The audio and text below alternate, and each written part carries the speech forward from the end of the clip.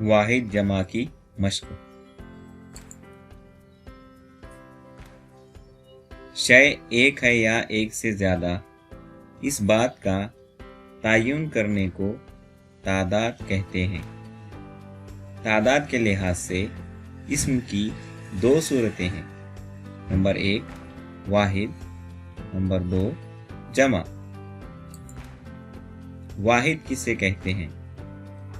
اسم کی وہ صورت جس سے کسی چیز کا ایک ہونا معلوم ہو واحد کہلاتی ہے، مثلا پتا، کتاب، لڑکی۔ جمع کسے کہتے ہیں؟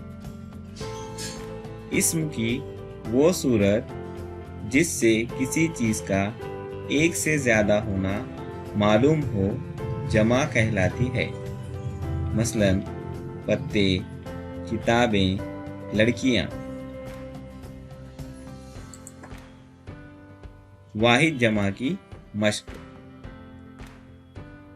واحد جمع: لڑکا، لڑکے، وظیفہ، وظائف، تحفہ، تحائف، ریاست، ریاستیں، نیکی، نیکیاں، کلی، کلیاں،